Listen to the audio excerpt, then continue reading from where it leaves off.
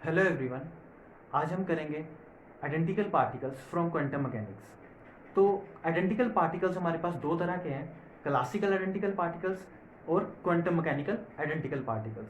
तो classical identical particles ऐसे particles like दो बोल्स मान लो, सेम एकदम सेम प्रॉपर्टीज़ है, सेम साइज है, शेप है, सब कुछ सेम है, ठीक है, वो क्लासिकल आइडेंटिकल पार्टिकल्स हो गए। लेकिन उन दोनों बोल्स पे आप टैग लगा सकते हो ए एंड बी, बोल ए बोल बी। अब इन दोनों बोल्स की आप ट्रेजेक्ट्री को फॉलो भी कर सकते हो, क्लासिकल पार्टिकल्स की ट्रेजेक्ट्री को फॉलो कर सकते हो। तो इसलिए चाहे आप बोलो क्लासिकल आइडेंटिकल पार्टिकल्स, चाहे नाम आइडेंटिकल आ जाए, लेकिन फिर भी आप इसे क्या कर सकते हो, डिस्टिंग्विश कर सकते हो। तो ये डिस्टिंग्विशेबल पार्टिकल्स रहेंगे हमेशा, ठीक है। दूसरी चीज़, अब आते हैं quantum mechanical identical particles. Quantum mechanical identical particles ऐसे हैं जिसके पाथ को आप, जिसकी ट्रेजेक्ट्री को आप फॉलो नहीं कर सकते। एग्जाम्पल के तौर पे मान लो कि एक फर्मियोन सिस्टम मान लो, आइडेंटिकल पार्टिकल्स का फर्मियोन सिस्टम भी हो सकता है, बोसोनिक सिस्टम भी हो सकता है।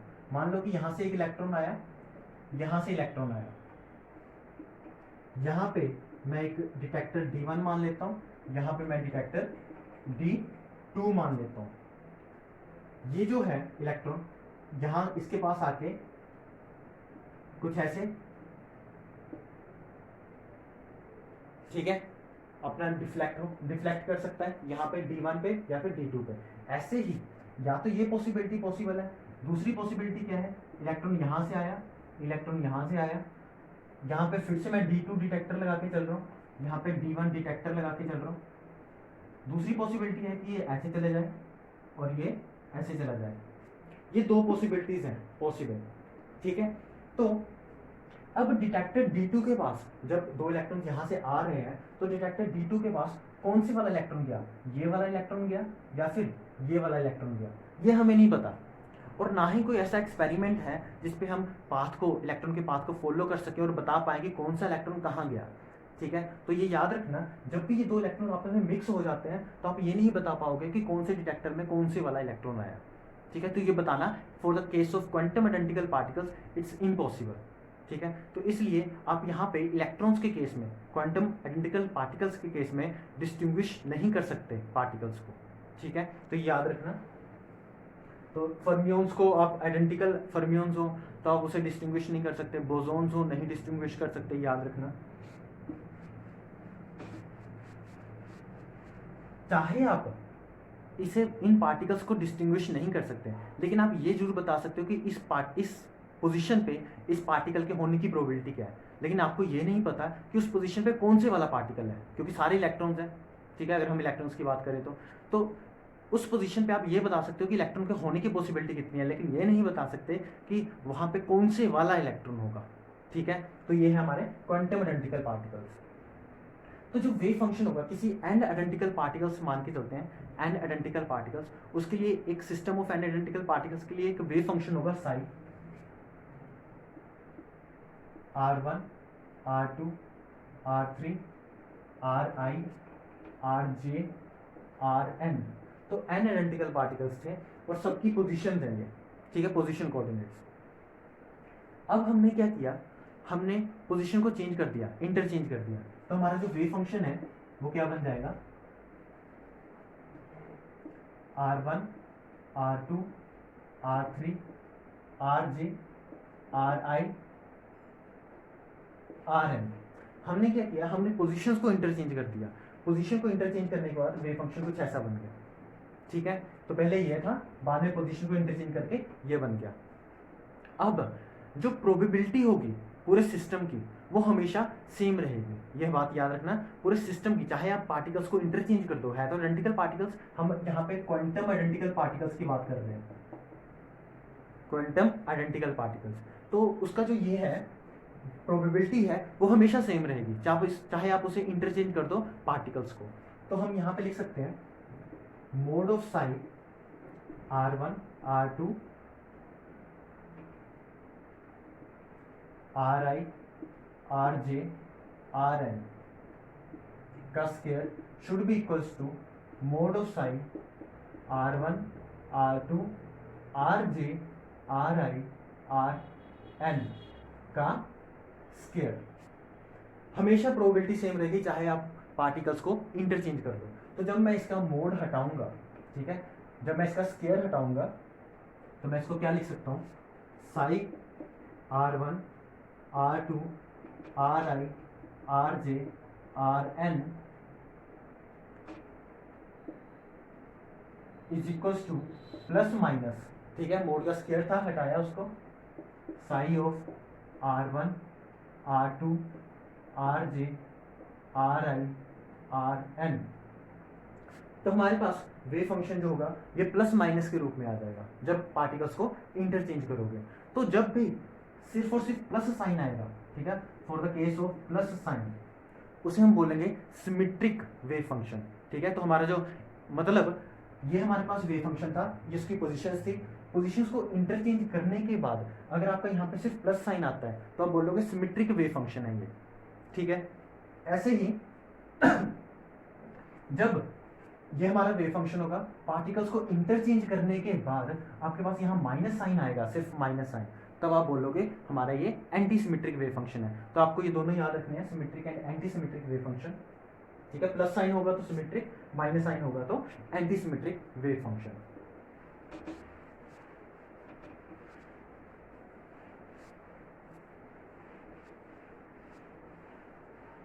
अब सिमेट्रिक और एंटी सिमेट्रिक वेव फंक्शन में हमारे पास एक पोस्टुलेट आता है, सिमेट्राइजेशन पोस्टुलेट, ठीक है, सिमेट्राइजेशन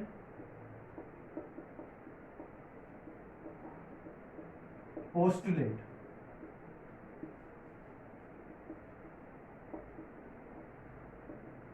सिमेट्राइजेशन पोस्टुलेट क्या बोलता है कि अगर आपके पास सिर्फ दो ही पॉसिबिलिटी हमेशा रहेगी, या तो आपका जो वेव फंक्शन है वो सिमेट्रिक होगा, टोटली सिमेट्रिक होगा, या फिर जो आपका वेव फंक्शन है वो टोटली एंटी सिमेट्रिक होगा after the interchange of particles, ठीक है। लेकिन मिक्स्ड स्टेट कभी भी नहीं आएगी, ठीक है, ये बात हमेशा याद रखना। सिमेट्राइजेशन पोस्टुलेट में मिक्स्ड स्टेट, मिक्स्ड सिमेट्री कभी भी नहीं आएगी, हमेशा टोटली सिमेट्रिक होगा या फिर totally anti symmetric wave function होगा। तो ये याद रखना इसका पोस्टुलेट।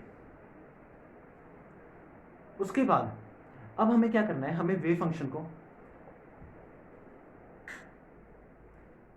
हमें वेव फंक्शन को अब symmetric and anti symmetric parts में बांटना है, ठीक है। तो वेव फंक्शन को लिखना कैसे है, अगर हमारे पास 2 पार्टिकल सिस्टम हो, 3 पार्टिकल सिस्टम हो, n पार्टिकल सिस्टम हो, तो वेव फंक्शन को कैसे लिखते हैं वो बताना है, सिमेट्रिक के केस में और एंटी सिमेट्रिक के केस में। तो सबसे पहले हम 2 पार्टिकल सिस्टम करते हैं, 2 पार्टिकल सिस्टम। 2 पार्टिकल सिस्टम के लिए आपके wave function, symmetric wave function कैसे लिखा जाएगा वो आपको पता होना चाहिए। तो मान लो कि सिमेट्रिक को मैं एस से डिनोट कर रहा हूँ, तो 2 पार्टिकल सिस्टम के लिए साई वेव फंक्शन होगा R1, R2, क्योंकि 2 पार्टिकल्स है इसलिए R1, R2 is equals to, उसको लिखने का वेव होगा 1/√2 psi of N1 R1 psi of N2 R2 plus, क्योंकि मैं सिमेट्रिक वेव फंक्शन लिख रहा हूँ, साई ऑफ N1 R2, इसको ऐसे ही लिखना है जैसे मैं लिख रहा हूँ, साई ऑफ N2 R1। तो ये आपका सिमेट्रिक वेव फंक्शन होगा, ठीक है, हमेशा सिमेट्रिक वेव फंक्शन को ऐसे लिखना है 2 पार्टिकल सिस्टम के लिए। अगर मान लो, अब एंटी सिमेट्रिक भी देख लेते हैं। एंटी सिमेट्रिक वेव फंक्शन को मैं ए से नोट कर रहा हूँ, R1, R2, इसको लिखने का वे है 1/√2 psi of N1 R1 psi of, जिसके बेस में है N2 R2 माइनस, यहाँ माइनस साइन आएगा, Sai of N1 R2 psi of N2 R1। तो ये हमारे पास एंटी सिमेट्रिक वेव फंक्शन को लिखने का वे है, ठीक है। अब इस सिमेट्रिक वेव फंक्शन को ध्यान से सुनना है, इसको यहाँ पे N1 है, यहाँ पे N2 है, इसका मतलब एक N1 आपकी स्टेट है, एक N2 आपकी स्टेट है। जैसे हम बनाते हैं, ये N1 है एनर्जी लेवल, ये N2 एनर्जी लेवल है, ठीक है। अगर 2 डिफरेंट स्टेट्स में आपके पार्टिकल्स पड़े हैं तो आपको ऐसे लिखना है इसको, सिमेट्रिक वेव फंक्शन को, हमेशा एंटी सिमेट्रिक वेव फंक्शन को ऐसे लिखना है अगर 2 डिफरेंट स्टेट्स में आपके पार्टिकल्स पड़े हैं, ठीक है। अब ऐसा कौन सा केस होगा, मान लो अभी तो मैंने बोला कि एक n1 में पढ़ा है एक n2 में पढ़ा है, अगर दोनों के दोनों n1 में पढ़े हो फिर, ठीक है, अगर दोनों के दोनों सिर्फ n1 में पढ़े हैं, उस केस में जो आपका सिमेट्रिक वेव फंक्शन होगा, ठीक है, उस केस में Sai S R1 R2, symmetric wave function आपका क्या बन जाएगा, psi of n1 R1 psi of n2 R2, जहां पे सिर्फ और सिर्फ मैंने क्या बोला, n1 is equal to n2, ये भी n1 आएगा कि दोनों के दोनों पार्टिकल्स, यहाँ क्या था, एक पार्टिकल n1 में, यहाँ पे एक n2 में, लेकिन यहाँ पे क्या है, दोनों पार्टिकल्स अगर n1 में ही चले जाते हैं तो आपका जो वेव फंक्शन होगा वो कुछ ऐसे होगा। यहाँ पे 1/√2 का फैक्टर इसलिए था क्योंकि यहाँ पे हमने नॉर्मलाइजेशन कांस्टेंट लगाया ये, ठीक है, लेकिन यहाँ पे कोई नॉर्मलाइजेशन कांस्टेंट नहीं लगाया, यहाँ पे सिंपल ये बनेगा दोनों के दोनों n1 स्टेट में। तो ये वाली बात भी याद रखना। ऐसे ही अगर दोनों के दोनों n1 स्टेट में होंगे और असिमेट्रिक वेव फंक्शन बनाना हो तो वो कैसे बनाना है, उसकी वैल्यू होगी 0, ठीक है। तो असिमेट्रिक वेव फंक्शन आप कभी भी नहीं बना सकते अगर दोनों के दोनों n1 स्टेट में पड़े हो, ठीक है, सेम स्टेट में हो। तो जब भी n1 इक्वल टू n2 हो जाएगा तो ये 0 हो जाएगा, ठीक है। तो ये वाली बात याद रखना। फिर आता है हमारे पास for the case of 3 particle system, ठीक है, for the case of 3 particle system. 3 particle system के लिए आपका सिमेट्रिक वेव फंक्शन कैसे लिखना है, सिमेट्रिक वेव फंक्शन 1/√3 फैक्टोरियल, ठीक है, psi of n1 R1 psi of n2 R2 psi of n3 R3 plus, आपको करना क्या है, आपको इन सब की परम्यूटेशन करनी है। परम्यूटेशन का मतलब क्या है, प्लस कर रहा हूं इसमें साई ऑफ n1, ठीक है, ब्रैकेट में कुछ आएगा साई ऑफ n2, फिर ब्रैकेट में साई ऑफ n3, फिर ब्रैकेट में। परम्यूटेशन का मतलब यहाँ R1 था, ठीक है, इन दोनों की परम्यूटेशन कर दो तो ये बनेगा R3 R2, ठीक है। नेक्स्ट फिर से प्लस साई ऑफ n1, अब यहाँ R2 कर दो, ठीक है, R2 किया यहाँ पे psi of n2 R1 psi of n2 sorry n3 R3, फिर से plus psi of n1 R2 psi of n2 R3 sigh of n3 R1, फिर से प्लस। तो मैं क्या करने की कोशिश कर रहा हूँ, Sai n1 Sai n2 Sai n3 ये सारे सेम रखे हैं, लेकिन मैं पोजीशंस चेंज कर रहा हूँ, ठीक है, पोजीशंस चेंज कर रहा हूँ। तो एक तरह के मैं परम्यूटेशन कर रहा हूँ, सारी परम्यूटेशंस लगा रहा हूँ। Plus psi of n1 R1 भी हो गया n1 में, R2 भी हो गया n1 में, अब n1 में R3 चलेगा, तो Sai of n2 R1 psi of n3 R2 plus psi of n1 R3 Sai of n2 R2 psi of n3 R1। तो आप समझ चुके होंगे कि मैंने 1 2 3 4 5 6 परम्यूटेशंस, ठीक है, टोटल बन गई, सिर्फ एक इसकी, ऐसे बोल सकते हो आप, ठीक है। तो ऐसे हम अरेंज, परम्यूटेशन का मतलब अरेंजमेंट करनी, तो ऐसे मैं अरेंज कर सकता हूँ पार्टिकल्स को। तो ये तो बहुत लेंथी सा लिख दिया for the case of 3 particle system and symmetric case है ये, ठीक है, सिमेट्रिक केस है ये। इसको एक जनरलाइज्ड फॉर्म में भी लिखा जा सकता है। जनरलाइज्ड फॉर्म में लिखने का मतलब है यही चीज बनेगी अगर मैं क्या लिख दूं इसकी जगह, एक्चुअल में आंसर यही है, लेकिन इसका मैं जनरलाइज्ड वे लिख रहा हूं, वो है psi of symmetric wave function is equal to 1/√3 factorial. यहां पे मैं लिख रहा हूं समेशन, ठीक है, समेशन ऑफ, या फिर परम्यूटेशन, ये है permutation operator, permutation operator Sai of n1 R1 psi of n2 R2 psi of n3 R3, ठीक है। तो एक तरह का इन सभी पे मेरे को क्या लगाना है, परम्यूटेशन ऑपरेशन।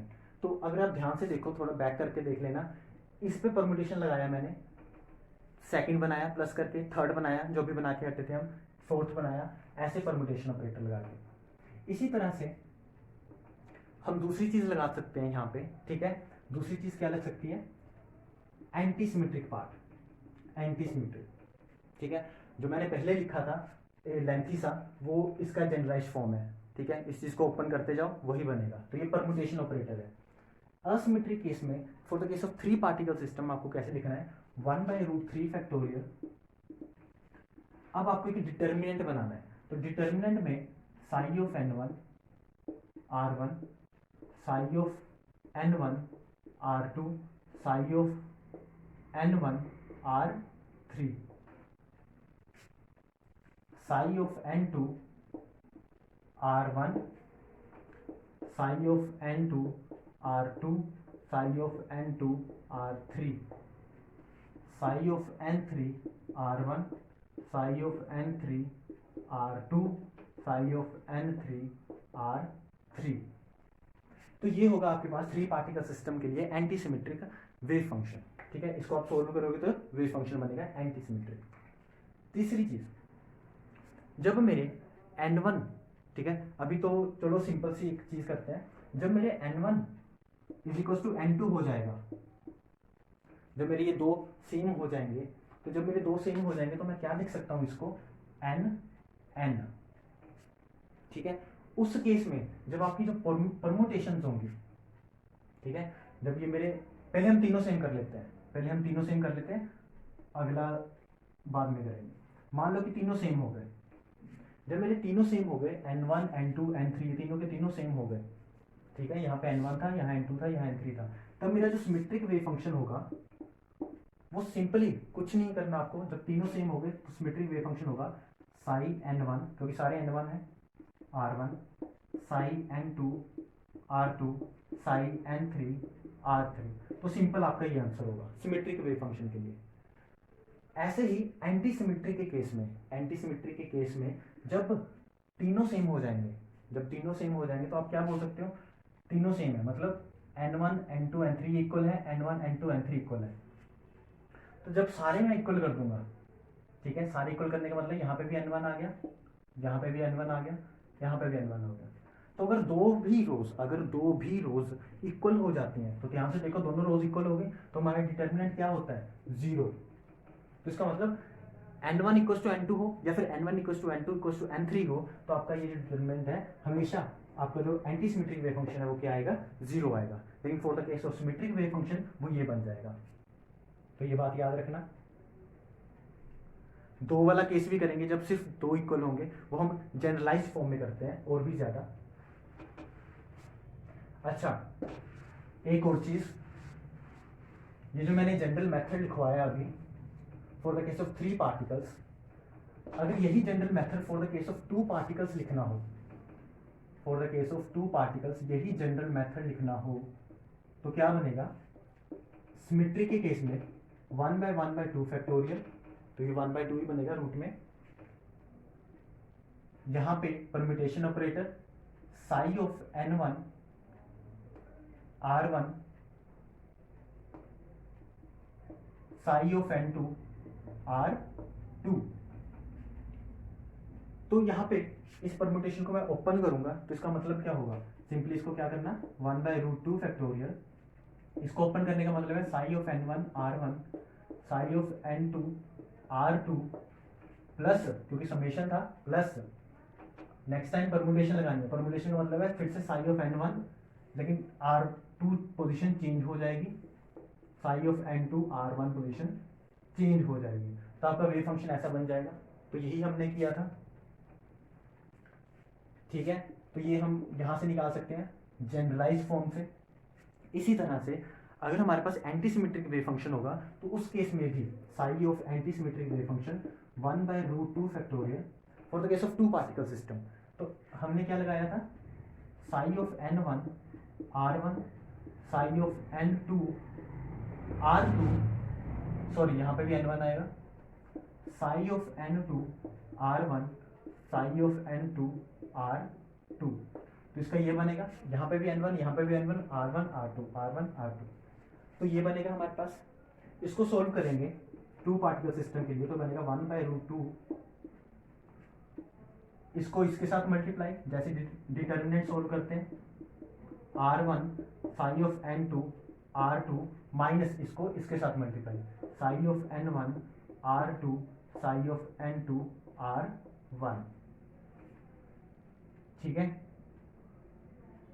तो यही हमने लिखा था टू पार्टिकल सिस्टम के लिए anti symmetric wave function part, ठीक है। तो ये एक जनरलाइज फॉर्म है जो आपको याद रखनी ही चाहिए। टू पार्टिकल हो, थ्री पार्टिकल हो, कैसे लिखना है, ठीक है। अब करते हैं हम सीधा for the case of n particle system. For the case of n particle system, तो एन पार्टिकल सिस्टम के लिए जो आपका सबसे पहले हम सिमेट्रिक पार्ट करते हैं वो है 1 by square root of 1 by square root of n factorial, 1 by square root of n factorial जितने भी पार्टिकल होंगे।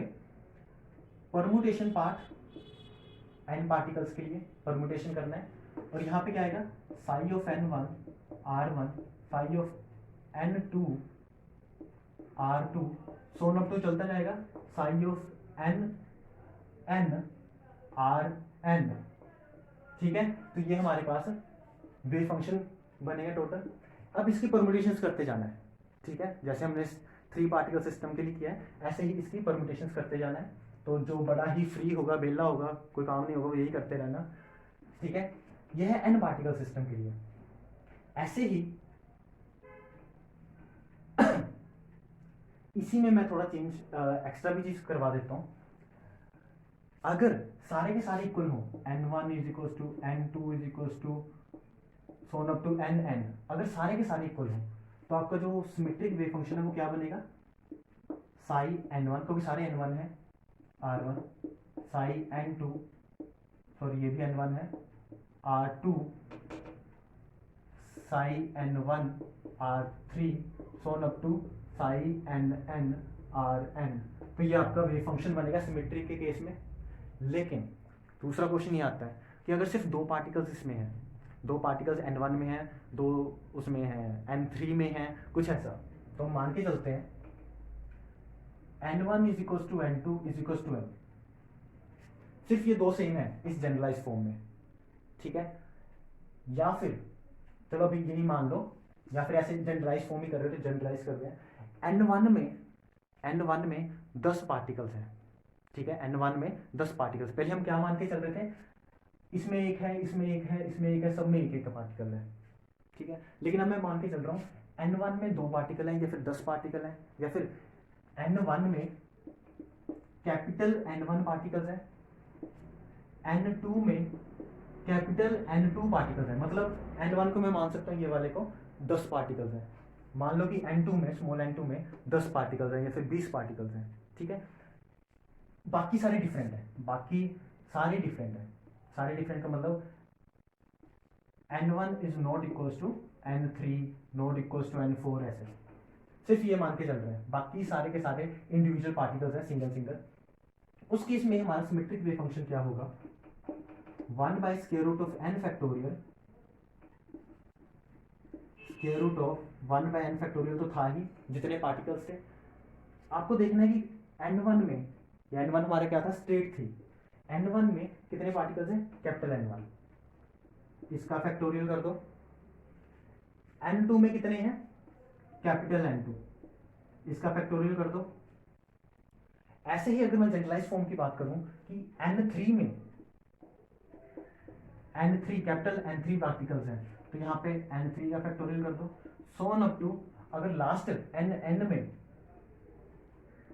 इतने पार्टिकल्स हैं, कैपिटल n पार्टिकल्स हैं, तो इसका फैक्टोरियल कर दो। तो आपका ये जनरल फॉर्म इसमें चेंज हो जाएगी। स्टार्टिंग में हम ये मान के चल रहे थे कि सब में एक एक पार्टिकल है, इसलिए हम यहाँ पे ऊपर मल्टीप्लाई में, न्यूमिनेटर में कोई मल्टीप्लाई में कुछ नहीं लगा रहे थे। लेकिन अब हम मान के चल रहे हैं कि n1 में इतने नंबर ऑफ पार्टिकल्स हैं, ठीक है, n2 में इतने हैं, ठीक है। तो जब नंबर ऑफ पार्टिकल्स बीच में आ जाएंगे तो आपको इससे मल्टीप्लाई करना पड़ेगा। साथ में आपका जो वेव फंक्शन होगा वो कैसा होगा, समेशन ऑफ p, बाकी सारा same, Sai of n1 r1 psi of n2 r2 so on up to Sai of nn rn, बाकी आपका सेम रहेगा। तो ये आपको जनरल फॉर्मूला याद होना चाहिए कि जब पार्टिकल्स सेम हो जाते हैं, ज़्यादा नंबर हो जाते हैं पार्टिकल्स के, ठीक है। एक स्टेट में एक से ज़्यादा पार्टिकल्स आ जाते हैं, तो ऐसे लिखना है।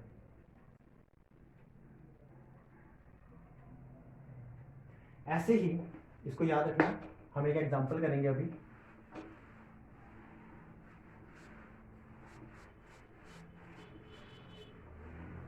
ऐसे ही मान लो antisymmetric part, antisymmetric wave function को हम लिखते हैं n पार्टिकल्स के लिए, सेम वही चीज 1/√n। यहाँ पे डिटर्मिनेंट बनाएंगे psi of n1 r1, psi of n1 r2, so on up to psi of nn rn। ऐसे यहाँ पे psi of n2 r1, psi of n2 r2, so on up to same ऐसे। तो लास्ट हमारा जाएगा psi of nn r1, psi of n2 r2, psi of, ठीक है, ये सारे n1 थे, सॉरी सारे n1 थे, n2 n2 n2 nn nn nn r n। तो ये आपका डिटर्मिनेंट बनेगा पूरा का पूरा n पार्टिकल्स के लिए। अब ये जो डिटर्मिनेंट है इसका नाम है स्लेटर्स डिटर्मिनेंट, इसका नाम है स्लेटर्स डिटर्मिनेंट, ठीक है। तो ये वेव फंक्शन बनाने के लिए होता है, एंटीसिमेट्रिक वेव फंक्शन बनाने के लिए।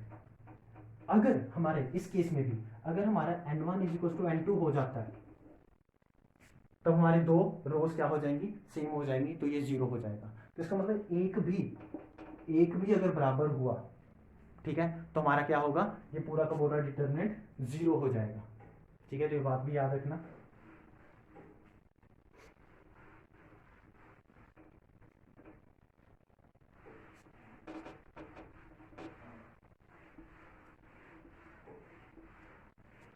अब हम एक 3 पार्टिकल सिस्टम के लिए बात करते हैं, 3 पार्टिकल सिस्टम। तो 3 पार्टिकल सिस्टम की बात करें अगर हम,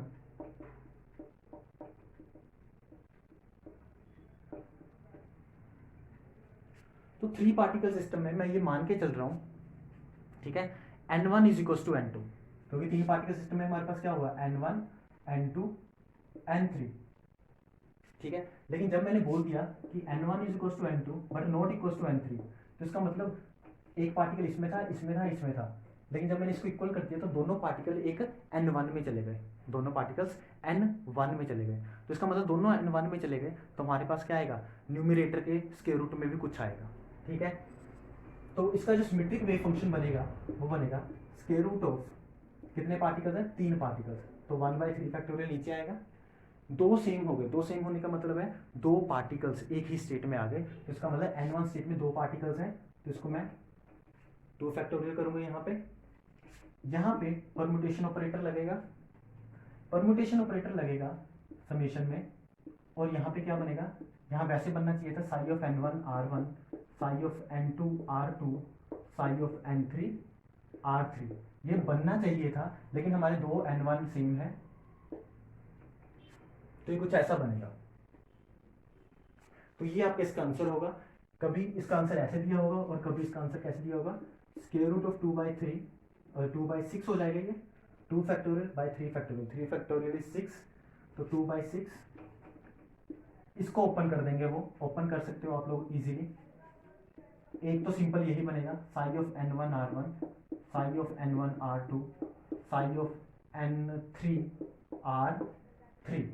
दूसरा परम्यूटेशन लगानी है बस, साई ऑफ n1, ठीक है, r3 को चेंज करते जाओ, r1, psi of n1 r3, sigh of n3 r1, plus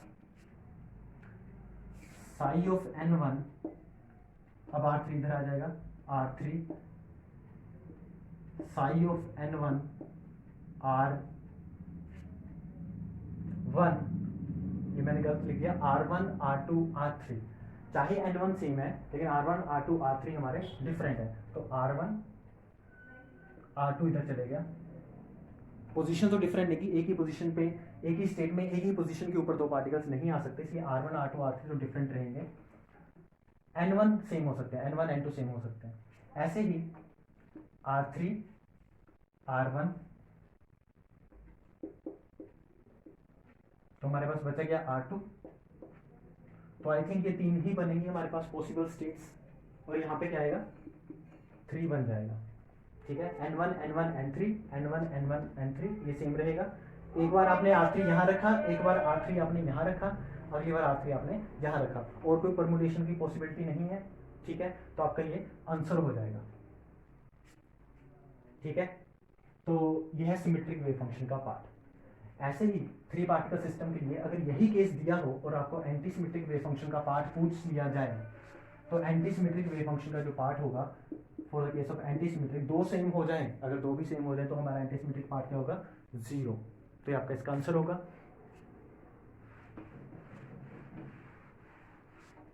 अब हम एक क्वेश्चन करते हैं। क्वेश्चन क्या है, लाइक मान लो एक 1 डायमेंशनल इनफाइनाइट बॉक्स दिया हुआ है, उसका आपको वेव फंक्शन पता है। ठीक है, sine n is equal to root 2 by A sine n pi x by A, और इसकी एनर्जी भी आपको पता है। उसकी एनर्जी होती है n square pi square h का स्क्वायर बाई 2ml स्क्वायर। मैं उस सारे को कांस्टेंट मान के चल रहा हूँ कैपिटल के। ठीक है, क्योंकि हमें पता है एनर्जी होती है n square pi square h का स्क्वायर बाई 2ma स्क्वायर। तो मैं इतने पार्ट को कैपिटल के मान के चल रहा हूँ। ठीक है, अब हमें ऐसे क्वेश्चन में ये बोल दिया कि for the case of 2 particle system, for the case of 2 particle system distinguishable particles, अब आपको क्या बताना है, इसका वेव फंक्शन क्या होगा। ग्राउंड स्टेट वेव फंक्शन बताओ और first excited state wave function बताओ। तो सबसे पहले मैं केस लेके चल रहा हूँ डिस्टिंग्विशेबल पार्टिकल्स का।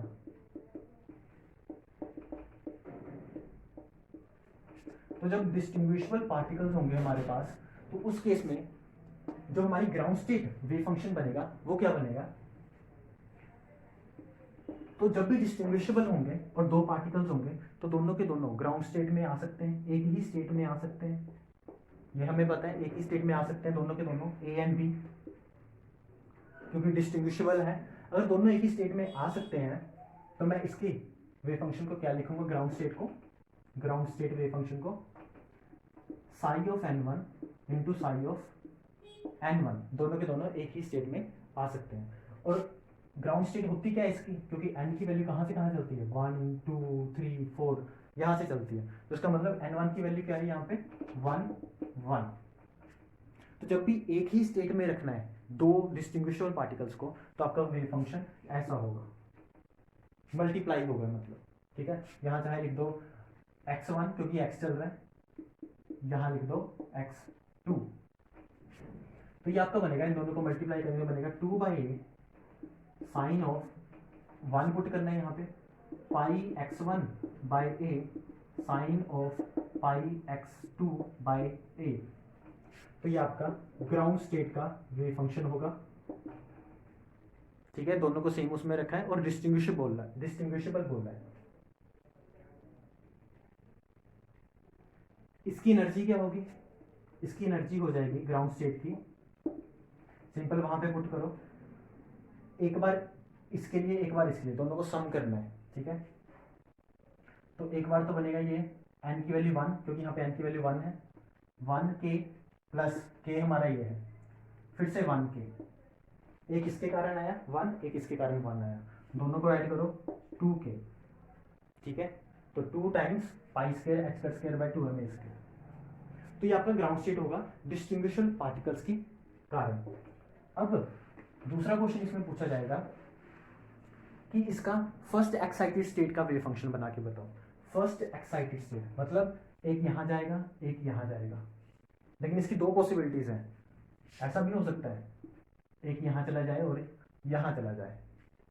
ठीक है, ये दोनों पॉसिबिलिटीज हैं क्योंकि दोनों डिफरेंट चीजें बता रही हैं। ठीक है, उस केस में अगर मैं फर्स्ट एक्साइटेड स्टेट की बात करूं, इस केस में जो हमारा वेव फंक्शन बनेगा फर्स्ट एक्साइटेड स्टेट,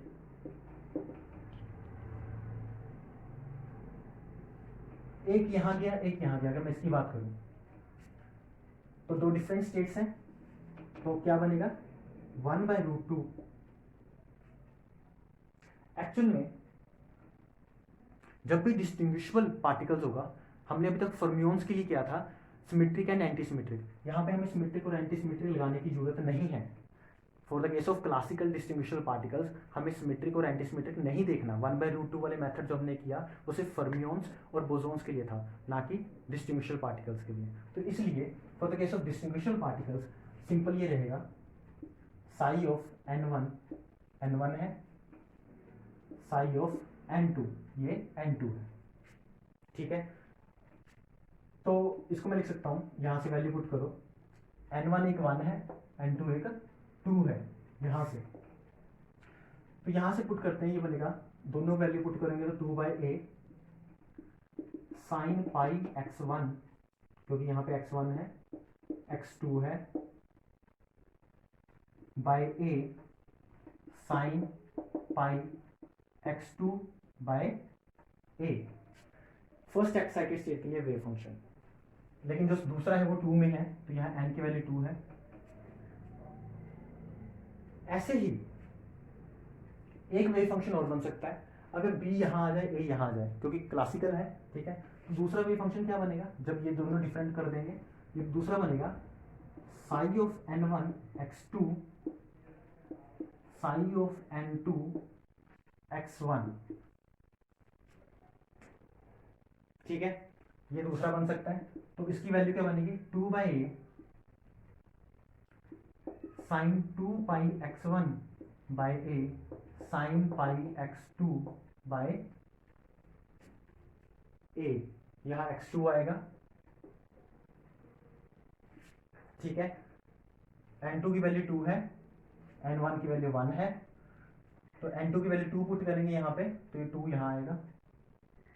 तो आप देख सकते हो यहाँ पे दोनों सेम हो गए, 1 एंड 2। x चेंज करना था, यहाँ x1 x2 था, x1 x2, यहाँ x2 x1 है, यहाँ x2 एंड x1। सॉरी, तो आई होप आप समझ रहे होंगे। यहाँ पे मैंने यहाँ पे x1 x2 किया था, यहाँ पे x2 x1 किया है। ठीक है, तो यहाँ पे सिर्फ x2 x1 चेंज हुआ है यहाँ से। तो एक्चुअली में ये दोनों डिफरेंट वेव फंक्शन शो कर रहे हैं हमें, क्योंकि यहाँ पे x1 के साथ 2 था, यहाँ पे x1 के साथ 1 था, तो इसलिए दोनों डिफरेंट वेव फंक्शंस हैं। तो मैं बोल सकता हूँ फर्स्ट एक्साइटेड स्टेट में हमारे पास दो वेव फंक्शन बन रहे हैं, एक ये वाला, एक ये वाला। तो मैं बोल सकता हूँ, लेकिन जो मेरी एनर्जी है फर्स्ट एक्साइटेड स्टेट के लिए, जो मेरी एनर्जी है वो क्या है, एक बार मेरा n को 1 पुट करना है, दूसरी बार n को 2 पुट करना है। तो एक बार 1 पुट किया तो 1 के प्लस, दूसरी बार क्योंकि एक a में है एक b में है, दूसरी बार पुट करेंगे तो 2 पुट करेंगे, तो 2 का स्क्वायर इज 4, तो बनेगा 5k। तो एनर्जी जो मेरी है वो 5k है दोनों वेव फंक्शंस के लिए, चाहे मैं इस वाले वेव फंक्शन की बात करूं, चाहे मैं इस वाले वेव फंक्शन की बात करूं, दोनों की एनर्जी मेरी 5k है। तो इसलिए मैं बोल सकता हूं कि मेरा कौन सा है, डीजेनरेट स्टेट है। ठीक है, क्योंकि दो डिफरेंट स्टेट्स हैं लेकिन सेम एनर्जी है, तो हम क्या बोलते हैं, डीजेनरेट स्टेट। और डीजेनरेसी कितनी है, 2। ठीक है, तो ये आपको याद रखना है for the case of distinguishable particles. ऐसे ही यही क्वेश्चन में अगर मेरे को नाम दे देते बोसोन्स, ठीक है, दो आइडेंटिकल नॉन इंटरेक्टिंग बोसोन्स, पहले था डिस्टिंग्विशेबल पार्टिकल्स, अब है 2 बोसोन्स। दो बोसोन्स के लिए ग्राउंड स्टेट वेव फंक्शन बताना है हमें। ठीक है, हमारे पास वेव फंक्शन ये है, एनर्जी ये है, तो जो आपका ग्राउंड स्टेट वेव फंक्शन बनेगा, क्योंकि हमें पता है दो आइडेंटिकल बोसोन्स n1 में आ सकते हैं, दोनों के दोनों n1 में आ सकते हैं। तो मैं यहाँ लिख सकता हूँ, जब दोनों एक ही स्टेट में आते हैं तो मैं क्या लिखता हूँ, Sai of n1 x1 psi of n1 x2, दोनों के दोनों सेम स्टेट में है। ठीक है, जैसे डिस्टिंग्विशेबल में किया। तो यहां से मैं लिख सकता हूं 2/a sine pi x1/a sine pi x2/a। तो ग्राउंड स्टेट डिस्टिंग्विशेबल की बात कर लो चाहे बोसोन्स की बात कर लो, दोनों की 2 पार्टिकल्स के लिए सेम रहेगी। उसके बाद फर्स्ट एक्साइटेड स्टेट, ठीक है, तो ये सेम रहेगी फर्स्ट एक्साइटेड स्टेट। तो जब फर्स्ट एक्साइटेड स्टेट करेंगे तो वो n2 होगी अगली एक्साइटेड स्टेट, एक पार्टिकल यहाँ से यहाँ चले जाएगा, यही होगी फर्स्ट एक्साइटेड स्टेट, एक इसमें है। तो बोसोन्स सिमेट्रिक और एंटी सिमेट्रिक के हिसाब से लिखना है, क्योंकि आइडेंटिकल पार्टिकल्स हैं, क्वांटम आइडेंटिकल पार्टिकल्स। तो इस केस में हमारा क्या बनेगा, 1/√2, एक यहाँ पे एक यहाँ पे। और आपको याद भी रखना है, ठीक है, जैसे ये बनाया 1/√2 Sai n1 x1 Sai n2 x2 plus psi n1 x2 Sai n2 x1, ठीक है। तो n1 n2 n1 n2 same रखना है, x1 x2 को इंटरचेंज करना है, परमुटेशन लगा देनी है, ठीक है। इस केस में हमने यही वाला क्यों लगाया, क्योंकि बोसोन्स हमारा एक स्पिन इंटीग्रल स्पिन पार्टिकल्स हैं। तो जब इंटीग्रल स्पिन पार्टिकल्स हैं उस केस में जो हमारा जो वेव फंक्शन है, या फिर आप ऐसे बोल लो कि हम सिमेट्रिक, ये जो प्लस साइन है ये क्या डेजिग्नेट कर रहा है, सिमेट्रिक वेव फंक्शन। तो हमें बोसोन्स के लिए सिमेट्रिक वेव फंक्शन यूज करना है, ठीक है। फर्मियोन्स के लिए एंटी सिमेट्रिक वेव फंक्शन, ठीक है। तो अभी आप स्पिन को इंक्लूड नहीं कर रहे, एक तरह का मैं यहाँ पे स्पिन को अलग से इंक्लूड नहीं कर रहा, वो आप आगे समझोगे। यहाँ पे हम सिर्फ स्पेस पार्ट की बात कर रहे हैं, सिर्फ स्पेस पार्ट, ठीक है। तो जहाँ पे हम ये बात करते हैं कि स्पिन को हम इग्नोर कर रहे हैं, ठीक है। चाहे आप वैसे सोच सकते हो कि स्पिन को इग्नोर कर देंगे तो कोई मतलब नहीं बना, बोसोन्स की स्पिन होती है और उसकी भी स्पिन होती है। तो आप ऐसा मान लो कि दोनों की सेम स्पिन है, इन दोनों पार्टिकल्स की सेम स्पिन है, ऐसा मान लो, ठीक है। तो जब भी सेम स्पिन होगी तो हमारा जो वेव फंक्शन है वो क्या है, हमारा सेम स्पिन कौन सी, इंटीग्रल 1 0 2 4 ऐसे, ठीक है। तो बोसोन्स के लिए मैंने यहाँ पे सिमेट्रिक वेव फंक्शन यूज किया है। अब आपको क्या करना है, यहाँ वैल्यूज पुट करनी है। n1 यहाँ पे क्या है 1, n2 हमारा क्या है 2, second state 1 2, x1 x2 put कर दोगे, यहाँ पे x की जगह x1 x2 पुट कर दोगे, ठीक है। तो आपके ये एक्साइटेड स्टेट का वेव फंक्शन बन जाएगा। अब क्वेश्चन ये आता है कि क्या ये भी नॉन डीजेनरेट है, क्या इसे भी चेंज कर सकते हैं? चल, तो एक्चुअली हम इसे नहीं कर सकते। चेंज करने का मतलब क्या है, x2 यहाँ ले आए, x1 यहाँ ले आए, लेकिन वो तो पहले से है यहाँ पे, तो आप चेंज नहीं कर पाओगे, ठीक है। तो ये चीज नॉन डीजेनरेट रहेगी, ठीक है, नॉन डीजेनरेट। तो फर्स्ट एक्साइटेड स्टेट बस यही बनेगी और कोई नहीं बनेगी।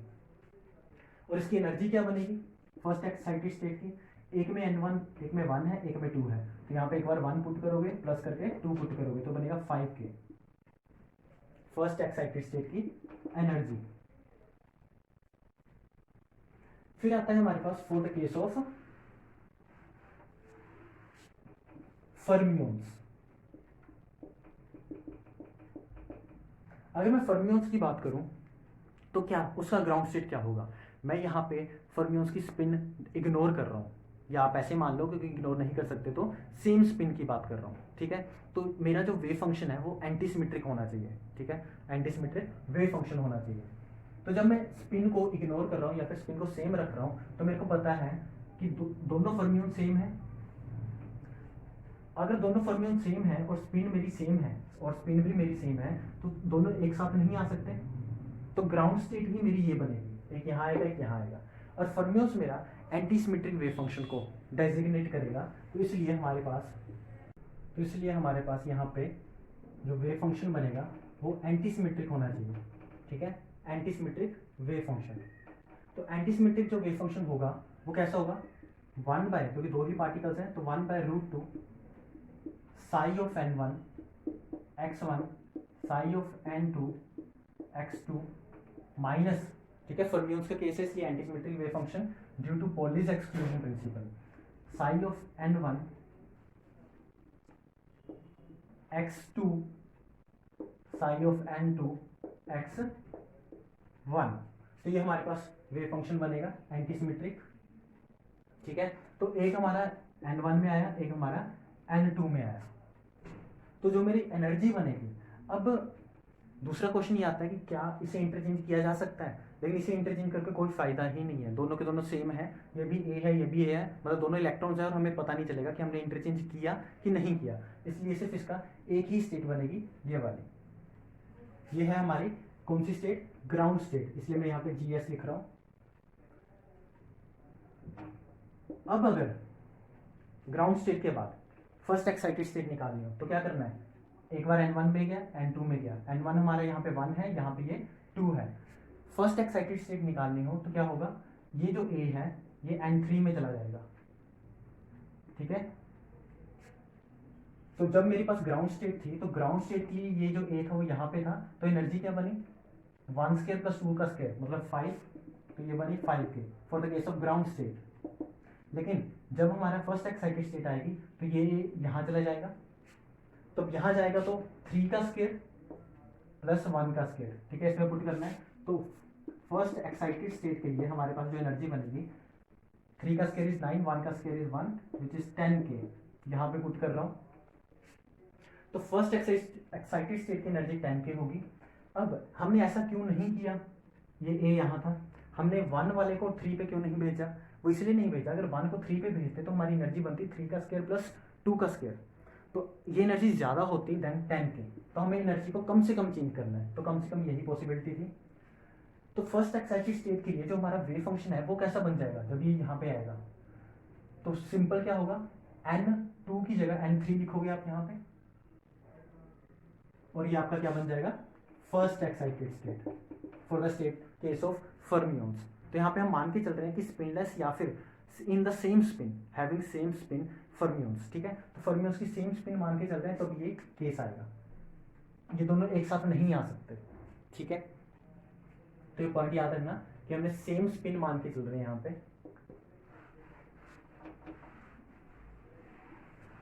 अब ये वेव फंक्शंस जो हमने बनाए ये सिंपल स्पेशल वेव फंक्शंस थे, तो सिमेट्रिक स्पेशल वेव फंक्शन तब होगा for the case of bosons, anti symmetric तब होगा for the case of fermions. लेकिन अगर हम स्पिन पार्ट को इंक्लूड करना शुरू कर दें, इसका मतलब क्या है, मान लो कि 2 स्पिन पार्टिकल्स हैं, ठीक है, या फिर ऐसे मान लो कि बोसॉन्स हैं और एक फर्मियंस है, ठीक है। बोसॉन्स के केस में या फिर फर्मियंस के केस में हमारे पास triplet states and singlet state बनती है, ठीक है। हमारी spin singlet state and spin triplet state बनती है। जैसे हाफ प्लस हाफ करें अगर तो ये 1 बनाएगा, this is a triplet state. Half minus half करें अगर हम, ये 0 बनाएगा, this is a spin singlet state. अब ऐसे ही 1 + 1 करेंगे तो 2, ठीक है। मतलब 1 + 1 वाली बात नहीं कर सकते हम, यहाँ पे सिर्फ इसकी बात करेंगे, spin singlet and triplet state की, 1 एंड 0। तो इसका वेव फंक्शन कैसे बनाना है, ठीक है। इसका वेव फंक्शन बनाने के लिए हम क्या करेंगे, स्पिन ट्रिपलेट स्टेट की बात करते हैं। स्पिन ट्रिपलेट स्टेट में, ठीक है, ये एक्चुअल में spin triplet state symmetric spin wave function को भी डेजिग्नेट करता है, सिमेट्रिक स्पिन वेव फंक्शन। तो इसको लिखने का वे क्या है, 1/√2 up state down plus down up, ठीक है। दूसरा ये बनेगा दोनों अप, तीसरा ये बनेगा दोनों डाउन। तो ये तीनों के तीनों स्पिन ट्रिपलेट स्टेट्स हैं, ठीक है। इसको लिखने का और वे क्या है, 1/√2 alpha beta plus beta alpha. इसको लिखने का वे है अल्फा अल्फा, इसको लिखने का वे है बीटा बीटा, ठीक है। ये है स्पिन ट्रिपलेट स्टेट, ये सारे के सारे सिमेट्रिक स्पिन वेव फंक्शंस हैं, ठीक है। दूसरी चीज ऐसे ही आता है spin singlet state, spin singlet state जिसे हम anti symmetric spin wave function भी बोल सकते हैं। उसको लिखने का वे क्या है, 1/√2 up down minus down up. इसको और लिखने का वे क्या है, 1/√2 alpha beta minus beta alpha, ठीक है। तो ये है हमारे स्पिन सिंगलेट स्टेट, ठीक है, anti symmetric wave function, anti symmetric spin wave function. तो अब जब हम इस spin triplet and spin singlet state को इंक्लूड करेंगे तब हमारे पास जो टोटल वेव फंक्शन है वो क्या बन जाएगा, टोटल वेव फंक्शन बनेगा स्पेस का वेव फंक्शन इनटू स्पिन का वेव फंक्शन। स्पिन के वेव फंक्शन को जाई से डेजिग्नेट करते हैं, ठीक है। अब मान लो for the case of bosons बात कर रहा हूं मैं, for the case of bosons अगर मैं बोसोन की बात करूं तो जो मेरा टोटल वेव फंक्शन है, पहले हमने इस पार्ट को इंक्लूड नहीं कर रहे थे, इस जाई को इंक्लूड नहीं कर रहे थे, तब मैं बोल रहा था कि बोसोन के केस में जो हमारा स्पेस पार्ट है वो क्या होना चाहिए, सिमेट्रिक होना चाहिए, ठीक है, स्पेस पार्ट सिमेट्रिक होना चाहिए। लेकिन जब मैं इस चीज को इंक्लूड कर लूंगा तब टोटल वेव फंक्शन बोसोन का फिर भी सिमेट्रिक रहना चाहिए, टोटल सिमेट्रिक रहना चाहिए। स्पेस की बात नहीं कर रहा मैं, टोटल की बात कर रहा हूँ। तो टोटल को सिमेट्रिक रखने के लिए जो स्पेस पार्ट है, जो स्पेस पार्ट है उसे भी सिमेट्रिक रख दो, स्पिन पार्ट को भी सिमेट्रिक रख दो। अगर मैं दोनों को सिमेट्रिक रख देता हूं तो मेरा टोटल वेव फंक्शन सिमेट्रिक होगा और वो बोसोन्स का केस होगा। ऐसे ही दूसरा केस क्या है, टोटल मेरा सिमेट्रिक ही रहना चाहिए for the case of bosons. तो यहाँ पे जो मेरा स्पिन स्पेस पार्ट है वो एंटी सिमेट्रिक रख दो, स्पिन पार्ट है उसे भी एंटी सिमेट्रिक रख दो। अगर मैं ऐसा करता हूँ, दोनों एंटी सिमेट्रिक रखता हूँ, तब भी मेरा टोटल वेव फंक्शन का पार्ट सिमेट्रिक आएगा, ठीक है। तो ये केस है for the case of bosons. और मैं ये बता चुका हूँ सिमेट्रिक स्पिन वेव फंक्शन कैसे लिखते हैं, ठीक है। जो भी ट्रिपलेट स्टेट्स हैं वो सारी सिमेट्रिक में आती हैं, ठीक है। सिमेट्रिक स्पेस वेव फंक्शन कैसे लिखते हैं, 1/√2 Sai n1 Sai n2 plus psi n1 Sai n2, ये हम कर चुके हैं। एंटी सिमेट्रिक कैसे लिखते हैं वो भी पता है, एंटी सिमेट्रिक स्पिन पार्ट कैसे लिखते हैं, जैसे हम बोलते हैं स्पिन सिंगलेट स्टेट, वो भी हमें पता है। ऐसे ही आता है हमारा फर्मियोन्स का case, for the case of fermions. तो फर्मियोन्स के केस में जो हमारा टोटल वेव फंक्शन है, स्पेस का पार्ट, अगर मैं टोटल जो वेव फंक्शन है वो एंटी सिमेट्रिक रहना चाहिए, आपको पता होना चाहिए टोटल। अब मैं सिर्फ साई की बात नहीं कर रहा, ये चाहे सिमेट्रिक हो या एंटी सिमेट्रिक हो, क्योंकि साथ में स्पिन आएगा, लेकिन टोटल हमारा एंटी सिमेट्रिक रहना चाहिए, हमें इसी हिसाब से देखना है। ये हमारा स्पेस का पार्ट एंटी सिमेट्रिक रहना चाहिए और स्पिन का पार्ट सिमेट्रिक रहना चाहिए, तो मल्टीप्लाई करके एंटी सिमेट्रिक देगा। ऐसे ही टोटल दोबारा से एंटी सिमेट्रिक रहना चाहिए, जो दूसरा केस है, ये हमारा सिमेट्रिक कर दो और ये हमारा एंटी सिमेट्रिक कर दो, तब भी हमारा क्या आएगा, टोटल एंटी सिमेट्रिक आएगा। तो ये फर्मियोन्स का केस है, दोनों के दोनों, ये आपको याद होना चाहिए। अब हम करते हैं न्यूमेरिकल इनके बेस। तो न्यूमेरिकल आपकी स्क्रीन पर है, मैं भी पढ़ लेता हूँ। तो जो फर्स्ट क्वेश्चन है वो फर्मियोन्स के रिलेटेड है। तो फर्मियोन में हमें यहाँ पे स्पेस वेव फंक्शन दे रखा है 1/√2 φ1 r1 φ2 r2 plus φ1 r2 φ2 r1। ये हमारे पास वेव फंक्शन दे रखा है स्पेस का, और हमें ये पूछा है कि स्पिन का वेव फंक्शन कैसा होना चाहिए। तो सिंपल सी बात है, फर्मियोन्स बोल रखा है तो टोटल वेव फंक्शन, ये तो स्पेस का है, जो टोटल वेव फंक्शन है वो क्या होना चाहिए, एंटी सिमेट्रिक। तो वो तभी हो सकता है, ये क्या है, this is a symmetric wave function, ये हम कर चुके हैं। ये जो स्पेस का वेव फंक्शन है ये है सिमेट्रिक वेव फंक्शन। अगर ये सिमेट्रिक है, अगर ये सिमेट्रिक है तो हमारा जो स्पिन का वेव फंक्शन होगा वो क्या होना चाहिए, क्योंकि साई टोटल को लिखते हैं साई स्पेस जाई स्पिन। अगर ये वाला पार्ट मेरा सिमेट्रिक है, फर्मियोन्स है, तो ये क्या होना चाहिए, एंटी सिमेट्रिक टोटल। तो टोटल को एंटी सिमेट्रिक करने के लिए अगर ये सिमेट्रिक है तो इसे क्या करना पड़ेगा, एंटी सिमेट्रिक। एंटी सिमेट्रिक मतलब स्पिन सिंगलेट स्टेट, और स्पिन सिंगलेट स्टेट को लिखने का वे क्या है, उसका वे है 1/√2 alpha beta minus beta alpha. तो ये आपका आंसर होगा, क्योंकि यही एक एंटी सिमेट्रिक या फिर स्पिन सिंगलेट स्टेट है, ठीक है। तो ये एंटी होना चाहिए, ये सिमेट्रिक होना चाहिए, तो टोटल एंटी सिमेट्रिक बनाएगा for the case of fermions, ठीक है। तो बहुत इजी एग्जांपल थी। अब नेक्स्ट एग्जांपल देखो। तो सेकंड क्वेश्चन में हमें एनर्जी दे रखी है फर्मियोन्स की, टू फर्मियोन्स है, एनर्जी दे रखी है 5π² h² बाय 2ma², ठीक है। क्वेश्चन में देख लेना a² है कि l² है, वो a² ही है। ये एनर्जी दे रखी है, उसने पूछा है कि, उसने बोला स्पिन को इग्नोर करो। अगर स्पिन को इग्नोर करना है या फिर आप ऐसे सोच सकते हो स्पिन को सेम रखो, ठीक है, या फिर इग्नोर करो। इग्नोर करना है अगर, तो हमें पता है कि ये तभी बन सकता है अगर मेरे को पता है n1 यहाँ 1 है, यहाँ 2 है, ठीक है, ऐसे स्टेट्स चलती हैं।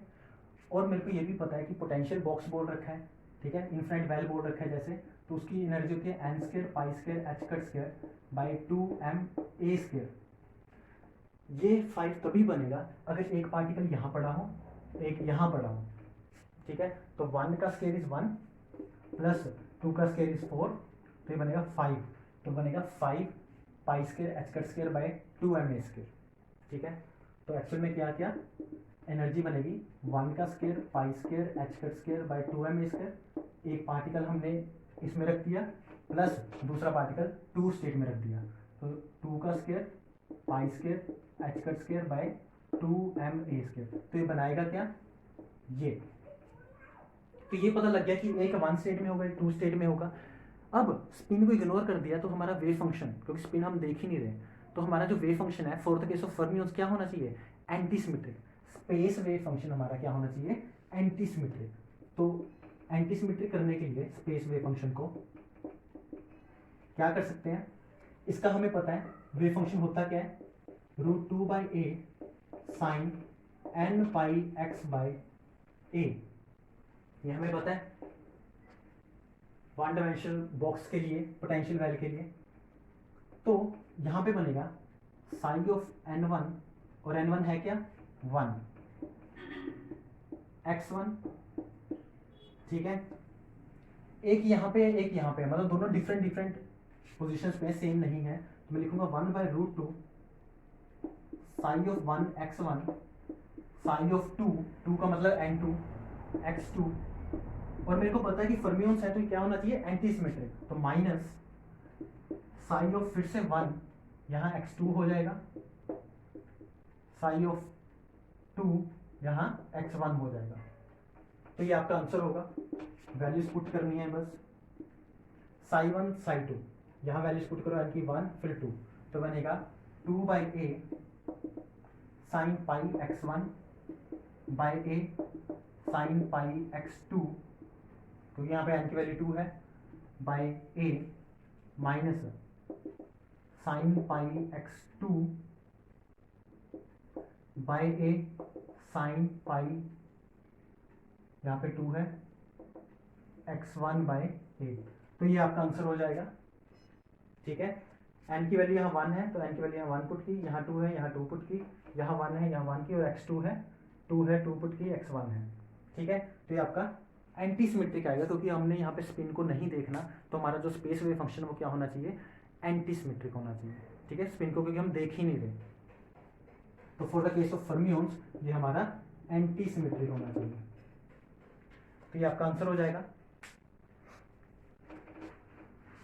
तो बहुत आइडेंटिकल पार्टिकल्स पे बहुत आसान क्वेश्चंस भी हैं, और थोड़े से टिपिकल टेक्निकल क्वेश्चंस भी हैं जो हम अभी करेंगे।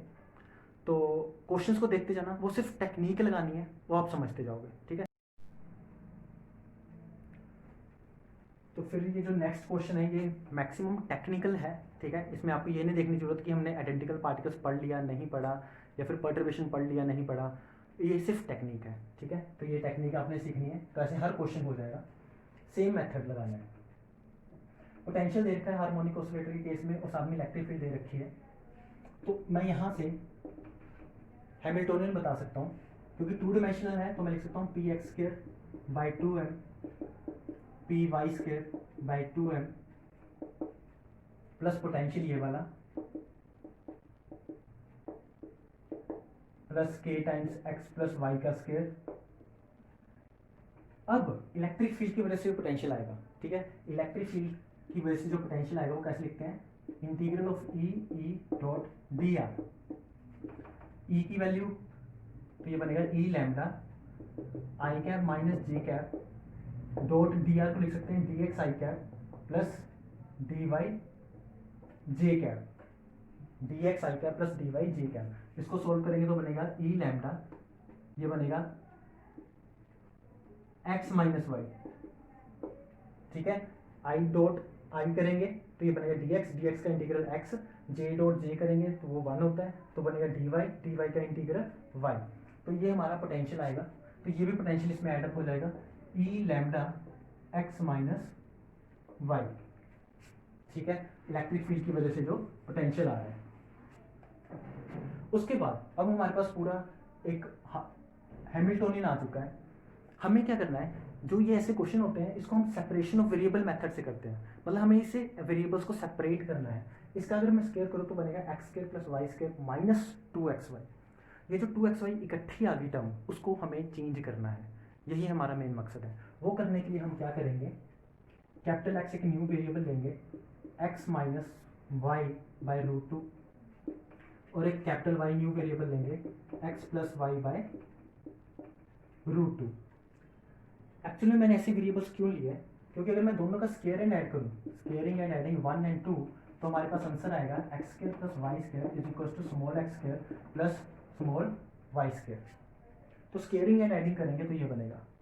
तो एक्चुअल में कोई डिफरेंस नहीं है, एक्स को स्मॉल को कैपिटल कर दिया, वाई को स्मॉल कर दिया, कुछ ज़्यादा डिफरेंस नहीं है।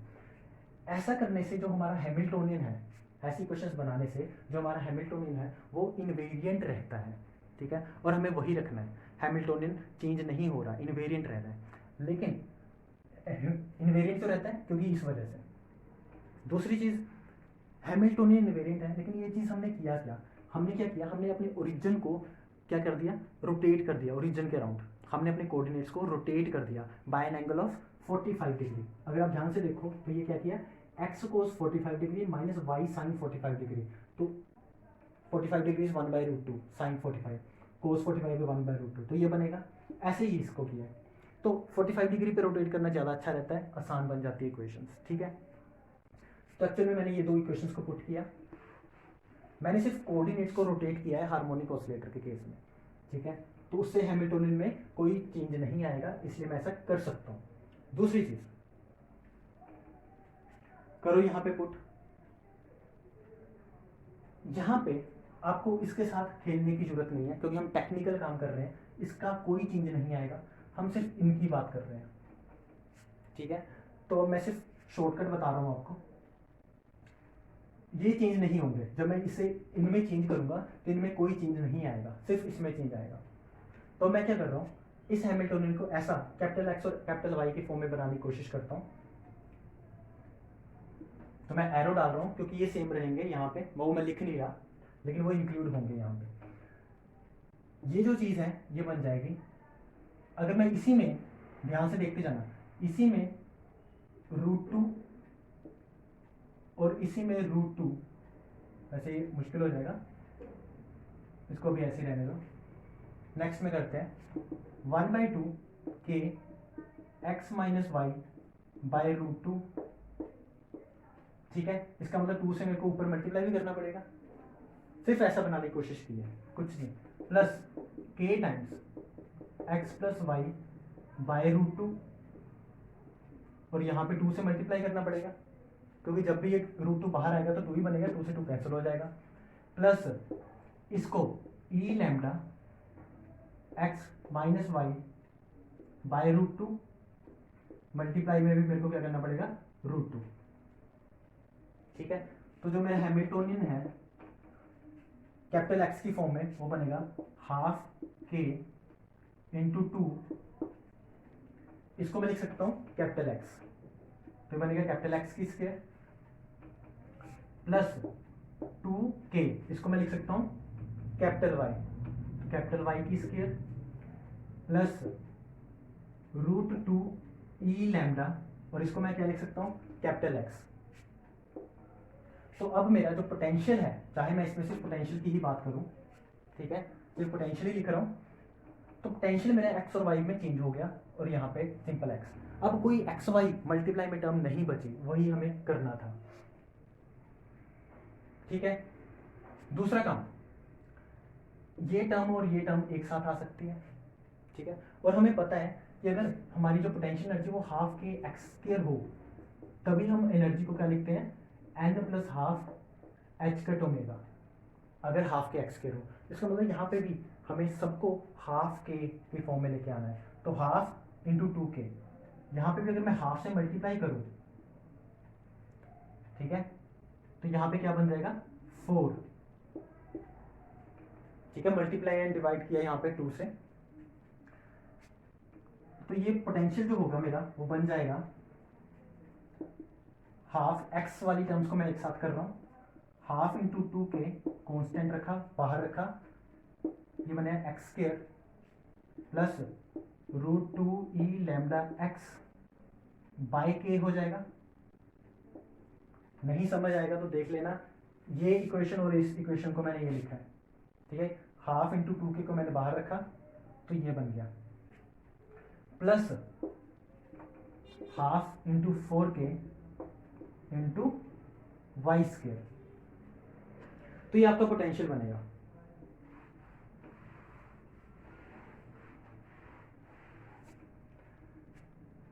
इस चीज को हम एक कंप्लीट स्क्वायर में लिख सकते हैं, वो कैसे, half into coefficient of x का होल स्क्वायर, तो कोफिशिएंट ऑफ एक्स क्या है √2e लैम्डा बाई के का whole square, half into coefficient of x का होल स्क्वायर, तो बनेगा 1/4 2e square lambda square by k square, तो 2 से 2 कैंसिल ही बनेगा, e square lambda square by 2 k square. इसका मतलब यही चीज मेरे को इस ब्रैकेट में ऐड करनी है, यही चीज इसमें सब्ट्रैक्ट करनी है, तो पोटेंशियल बनेगा half into 2k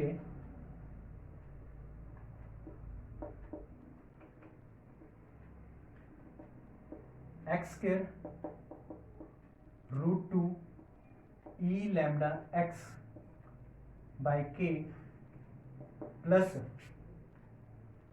E square lambda square by 2k square, फिर ये टर्म लिख दो, प्लस 1/2 4k वाई स्क्वायर, यही चीज सब्ट्रैक्ट भी तो करनी पड़ेगी, ऐड एंड सब्ट्रैक्ट कर रहा हूं,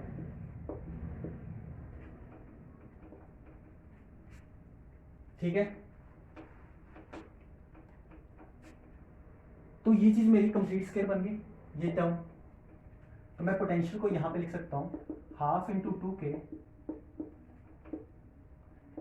एक्स प्लस वाई, वाई क्या है ई लैम्डा बाय √2k का होल स्क्वायर, तो इसका स्क्वायर ओपन करो, A square plus B square plus 2ab, ठीक है, बाहर क्या बच गया हमारे पास, बाहर हमारे पास बचा half into 4k into y square minus e square lambda square by 2k square.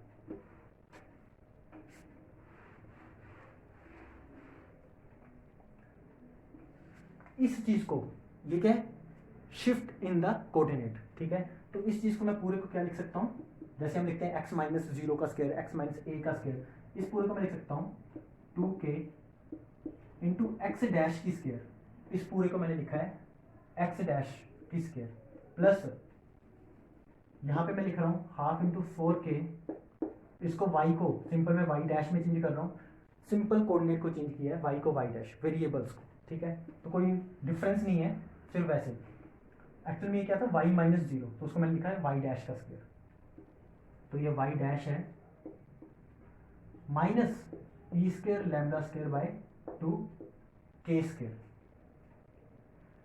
अब ये बहुत ही सिंपल इक्वेशन बन चुकी है, हमें इसकी एनर्जी भी पता होता है हाफ के एक्स स्क्वायर, ये k है 2k, यहाँ पे k क्या है 4k, इसकी एनर्जी भी पता होती है। तब अगर मेरे को पूरा हैमिल्टोनियन लिखना हो तो पूरे हैमिल्टोनियन में क्या क्या ऐड हो जाएगा, p x square by 2m p y square by 2m, तो ये मेरा पूरा हैमिल्टोनियन बनेगा, ठीक है, तो ऐसे हैमिल्टोनियन ऐसे वाले पोटेंशियल्स के लिए हमें एनर्जी पता है, तो सबसे पहले इसकी बात करते हैं, इसके लिए जो एनर्जी होगी वो हो जाएगी n1 plus half H cut omega, omega को क्या लिखते हैं √k by m, √k by m, k कितना है 2k by m, mass m है, प्लस इसकी एनर्जी भी पता है हमें, इसकी एनर्जी हो जाएगी n2 plus half H cut root के by M, H cut omega, omega is root के बाय एम, के क्या है हमारा 4k। ये जो कांस्टेंट वैल्यू है वो सीधी सीधी एनर्जी में आ जाती है, सीधी सीधी जैसे लिखी है वैसे की वैसे कांस्टेंट वैल्यू, ये हमेशा याद रखना। अब आपके पास एनर्जी की वैल्यू आ चुकी है।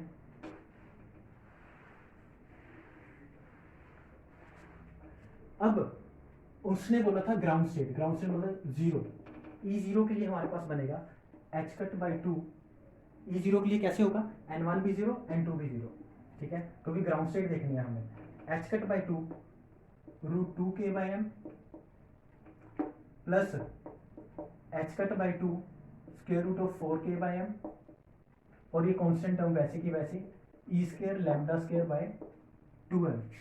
फिर उसने बोला फर्स्ट एक्साइटेड स्टेट E1, मतलब अब फर्स्ट एक्साइटेड स्टेट कैसी होगी, यहाँ वन पुट करूँ और यहाँ भी गलत, एक जगह वन पुट करना एक जगह जीरो। वन कहाँ पुट करें, जहाँ से एनर्जी में चेंज ज़्यादा ना हो।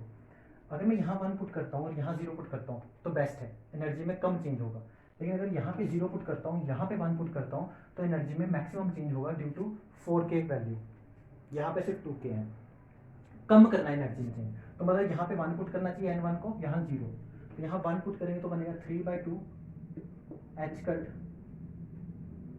Root 2k by M plus यहाँ जीरो पुट करना है तो बनेगा H cut by 2 root 4k by M, ये वैसे के वैसे E square lambda square by 2m। Question में हमें पूछा है E1 माइनस ई नोट, तो E1 माइनस ई नोट करोगे तो ये कैंसिल हो जाएगी टर्म, ये टर्म कैंसिल हो जाएगी 4k वाली, ये माइनस करोगे तो बनेगा H cut root 2k by m, तो ये आपका आंसर होगा। ठीक है, तो सिर्फ मेरा बताने का एक ही मकसद है, x minus y x plus y को चेंज कैसे करना है, ताकि सेपरेशन ऑफ कोऑर्डिनेट्स कैसे करने हैं। ठीक है, नेक्स्ट क्वेश्चन करते हैं।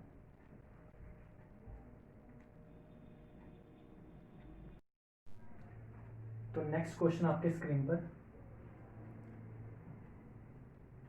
इस क्वेश्चन में भी हमें क्वेश्चन समझने से ज़्यादा हम टेक्निकल वे लगा सकते हैं यहाँ पे भी। वैसे क्वेश्चन पढ़ लो, इजी है। इस क्वेश्चन में भी हमारे पास जो पोटेंशियल है उसमें एक चीज़ ऐड कर रखी है R1 माइनस R2 का होल स्क्वायर, मोड का स्क्वायर। ठीक है, सेम मेथड लगाना है, सेम मेथड का मतलब है, बट यहाँ ध्यान के रखना है, यहाँ पे 3D की बात हो रही है, यहाँ पे R के वे में यूज़ कर रहे हैं, मतलब 3D।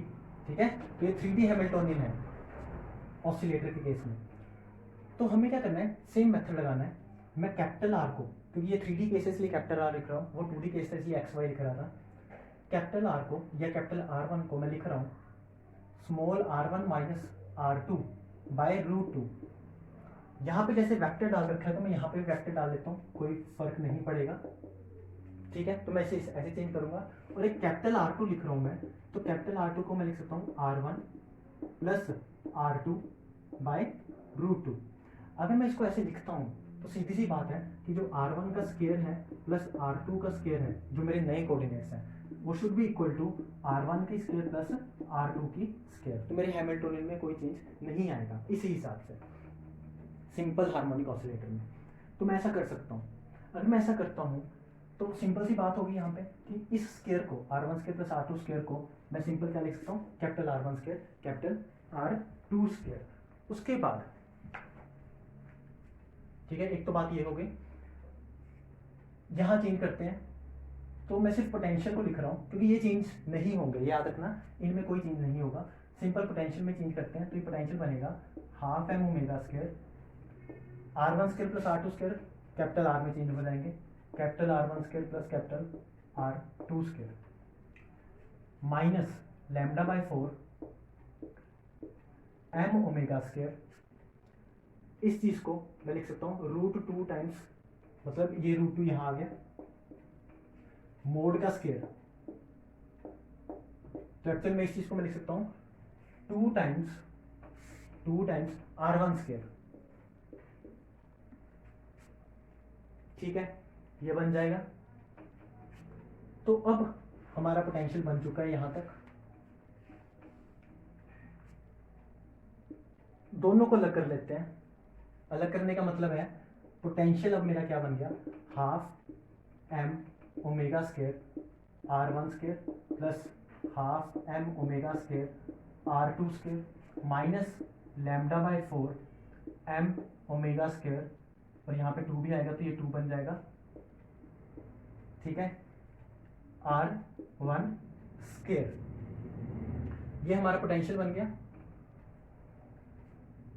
ये दोनों आर वन स्केयर सेम है तो इसको मैं लिख सकता हूँ हाफ, और क्या क्या सेम है, एम ओमेगा स्केयर भी सेम है, आर वन स्केयर भी सेम है, तो 1 इन दोनों को देख रहा हूँ minus lambda r one square. तो इन दो टर्म्स को मैंने ये लिख लिया टोटल। दूसरी टर्म क्या बच गई हमारे पास, half M omega square are two square. ये मेरा पोटेंशियल बन गया। या फिर हैमिल्टोनियन की बात करूं तो हैमिल्टोनियन में ये सारा ऐड कर देंगे, del one square plus del two square, ठीक है, कुछ ऐसा। ध्यान से देखो इस चीज को, half k x square, half k x square, ठीक है।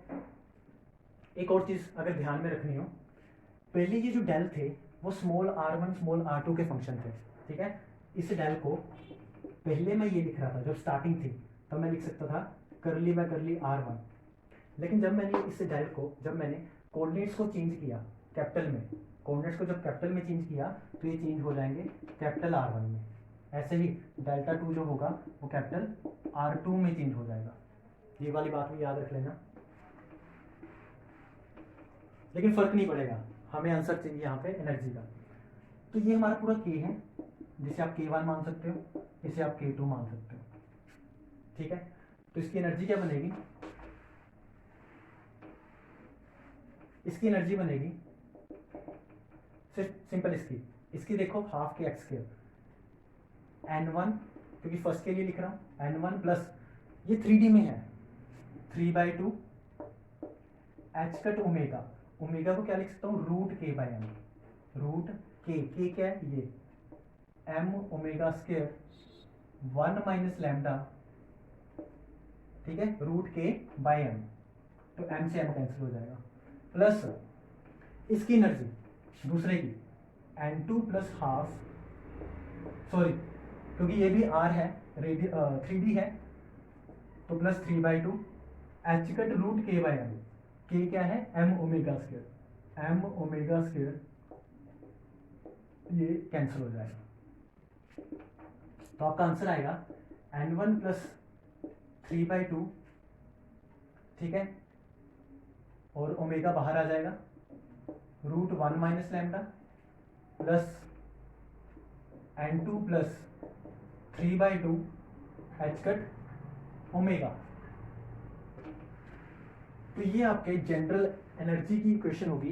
तो उसमें मे भी एनर्जी ग्राउंड स्टेट पूछी है, ग्राउंड स्टेट के लिए n1 भी 0 n2 भी 0, तो ग्राउंड स्टेट के लिए n1 और n2 दोनों 0, तो बनेगा 3/2, यहाँ एच कट भी है h cut omega root 1 minus lambda plus 3/2 H cut omega. तो यहाँ से 3/2 एच कट ओमेगा कॉन्स्टेंट आ जाएगा, तो 1 plus square root of 1 minus lambda. तो ये आपका आंसर होगा ग्राउंड स्टेट एनर्जी का, ठीक है। तो सारे एक ही मेथड से करते जा रहे हैं, ठीक है। अभी एक और क्वेश्चन करते हैं। तो अब ये जो नेक्स्ट क्वेश्चन है आपके स्क्रीन पर, इसमें हमें 2 लीनियर हार्मोनिक ऑसिलेटर्स दे रखे हैं और उसके वेरिएबल्स हैं x1 एंड x2, लेकिन यहाँ पे पोटेंशियल देखने वाली चीज़ है lambda times x1 into x2, ठीक है, ये थोड़ा डिफरेंट है। तो ऐसे क्वेश्चन को कैसे टैकल करना है, क्योंकि यहाँ पे हमारे पास x1 एंड x2 दो वेरिएबल्स हैं डिफरेंट, तो हमारा हैमिल्टोनियन बनेगा minus H cut square by 2m करली स्क्वायर बाय करली x1 square, this is simply P x square momentum square, ठीक है, पी स्क्वायर बाय 2m जैसे हम लिखते हैं, उसे मैंने ऑपरेटर की फॉर्म में लिखा है और कुछ नहीं किया। H cut square by 2m करली स्क्वायर बाय करली x2 square plus half m omega square x1 square, क्योंकि यहाँ पे क्वेश्चन में हमें मास भी दे रखा है और फ्रीक्वेंसी ओमेगा बोल रखा है, और दूसरे के लिए दूसरे पार्टिकल के लिए बनेगा half m omega square x2 square, साथ में इंटरेक्शन पोटेंशियल दे रखा है lambda times x1 into x2। यहाँ पे डिफरेंट आ गया, ठीक है, ये गड़बड़ करेगा। ऐसे क्वेश्चन में जब मल्टीप्लाई हो जाए तो क्या करना है आपको, सिंपली वेरिएबल्स को दोबारा से चेंज करेंगे हम, लेकिन इस बार क्या करना है, इस बार हमें x1 को ही सीधा चेंज करना है, x1 को कैपिटल या फिर नए कोऑर्डिनेट्स में लिखना है। तो नए कोऑर्डिनेट्स में लिख रहा हूँ मैं x minus y by root two. तो ध्यान से डिफ्रेंशिएट करना पिछले क्वेश्चंस को, इस क्वेश्चन को मैंने कैसे चेंज किया। x2 को लिखोगे x plus y by root two, ये लिख दिया। दोनों का स्क्वायर एंड ऐड करोगे, दोनों का स्क्वायर एंड ऐड करोगे, दोबारा से ये बनेगा। तो हैमिल्टोनियन हमारा क्या रहेगा, इसमें जो हमारा हैमिल्टोनियन होगा वो हमारा इनवेरिएंट रहेगा, ठीक है। तो ये वाली बात से ये पता लग गया, वहां पुट करना है। तो ये तो सिंपल हो गया, x1 square plus x2 square, क्योंकि half M omega square common है तो ये बनेगा साथ में। दूसरी चीज यहाँ पे x1 into x to, x1 into x2, तो अगर मैं दोनों का मल्टीप्लाई करूं तो बनेगा x, क्योंकि इन दोनों को मल्टीप्लाई करेंगे तो बनेगा a square minus b square, और डिवाइड में 2 बनेगा। वहां सब्स्टिट्यूट करते हैं, देखते हैं क्या बनता है। एक तो ये याद रखना है, तो पोटेंशियल हमारा जो चेंज हुआ वो हो गया half M omega square x square plus y square. I hope आप समझ चुके होंगे, क्योंकि half M omega square common निकालो तो ये बनेगा x1 square plus x2 square, और उसको हम लिख सकते हैं कैपिटल फॉर्म में। एक तो ये लिखा plus lambda times x1 x2 x square minus y square by 2, ये हुआ पोटेंशियल में चेंज। एक्स स्क्वायर वाली टर्म अलग कर लो, वाई स्क्वायर वाली अलग कर लो, तो पोटेंशियल में चेंज होगा हाफ एम ओमेगा स्क्वायर, तो half M omega square plus lambda by 2, sorry 2 भी बाहर आ चुका है, half M omega square plus lambda, सिर्फ एक्स स्क्वायर वाली टर्म्स को मैं इकट्ठा कर रहा हूं, और यहां आएगा x square plus half M omega square minus lambda y square, ठीक है। तो इस चीज को आप कंपेयर करके देख लो, सेम ही चीज है। ये हमारा क्या हो गया K1, ये हो गया K2। तो टोटल हैमिल्टोनियन हमारा क्या बनेगा, इस चीज को मैं लिख रहा हूं पी एक्स स्क्वायर या पी x1 स्क्वायर बाय 2 है, अगली चीज को मैं लिख रहा हूं पी x2 स्क्वायर बाय 2 है प्लस ये। अब हमारे पास ये K1 है पूरी टर्म, ये हमारे पास K2 है पूरी टर्म। इस पोटेंशियल के केस में हमारे पास एनर्जी आएगी, इस पोटेंशियल के केस में हमारे पास एनर्जी आएगी, तो मैं बस वही लिखना, काम खत्म। इसके केस में जो एनर्जी होगी, क्योंकि ये हमारे x1 और x2 है, यहाँ पे कोई 3D वाला सिस्टम नहीं है, तो मैं लिखूंगा simple n1 plus half H cut omega, omega क्या है हमारे पास रूट के बाय एम, रूट के क्या है m omega square plus lambda by m, plus इसकी वजह से energy n2 plus half H cut omega, omega is root के बाय एम, के क्या है हमारा m omega square minus lambda by m. तो लास्ट आपका जो आंसर बनेगा वो बनेगा n1 plus half H cut omega square plus lambda by m plus n2 plus half H cut omega square minus lambda by m. तो ये आपका answer होगा एनर्जी का। ग्राउंड स्टेट पूछा होगा, एन की वैल्यू को 0 पुट करो, फर्स्ट एक्साइटेड स्टेट पूछा होगा तो उसी हिसाब से पुट करना है ताकि हमारी मिनिमम एनर्जी बने, 1 0 उसी हिसाब से या फिर 0 1 उसी हिसाब से, ताकि हमारी एनर्जी मिनिमम बने। तो ये आपका आंसर है, ठीक है। तो ये जनरलाइज आंसर है। तो ये था आपका सारा आइडेंटिकल पार्टिकल्स का, ठीक है। Thank you.